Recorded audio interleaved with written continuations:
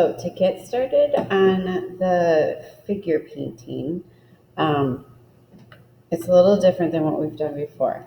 So those of you that have had me for drawing, we've talked about gesture, and we've talked about, when we start a figure, we're trying to like get movement and correct proportions. So that's basically what we're going to be doing right now with this painting. So the goal of this painting is not necessarily to make the most perfect looking painting of a figure that looks photorealistic. It's more about capturing the movement and the gesture of the body. Okay, so it's gonna for some of you a little trickier because you have to work a little looser and work a little bit bigger, and just kind of go with the flow. Okay, so the first thing you need to do for your figure, so you're going to pick one from the doc or the slideshow that I have. And the first thing we need to do is we need to lay out the gesture. So what I'm going to do is I'm going to mix up a really light color.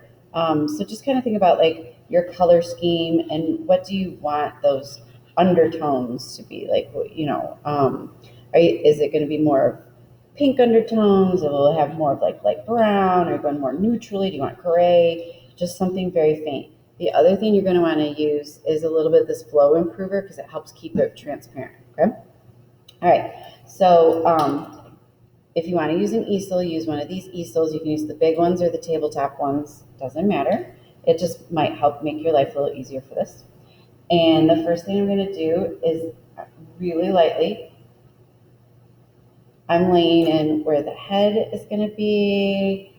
I'm quickly like, okay, here's the shoulders. All right, there's the hips. You can use water too. You don't have to just use that flow improver.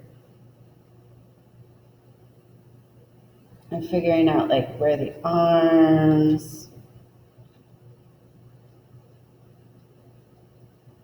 and feet. See how I'm working super quick and gesturing? Okay, so real quick gesture painting on there. All right, so now I'm going to take a quick look at it, and I'm going to make sure that, and as I'm looking, be sure I overuse the flow improver and it's starting to drip. So don't overdo it with that. I'm going to look at my picture and I'm going to make sure that the proportions are somewhat correct.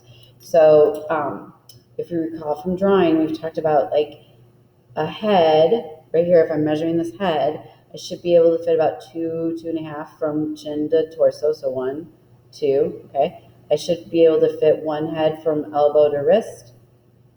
I'm sorry, that doesn't make any sense. Elbow to shoulder, elbow to wrist. Now we're doing kind of a quicker, this is a little off here. We're doing more of a quicker gesture. So instead of drawing where we were a little more precise, so it doesn't have to be perfect. Okay, and I'm going to measure. You should be able to fit about 3 heads from hip to ankle. So 1, 2, 3, boom. Make sure your foot is about the size of a head, boom. All right, I have a skeletal movement, I have a gesture. The next thing I'm going to do, I'm going to start to come in here and I'm going to add mass and volume. I'm using a really bright color so you can see. Now, does that look like a human head? Not yet. So just like with drawing, after you get the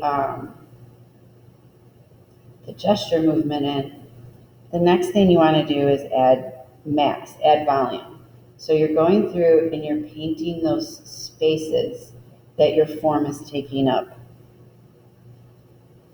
I'm keeping it really quick. So now you're just blocking out the spaces, the positive spaces of this form. Not a lot of detail, you know what I mean? Not a lot of volume or value going on. I'm just mapping out like where on this canvas is this body taking up space, okay? And I'm just blocking it out, not working super detailed.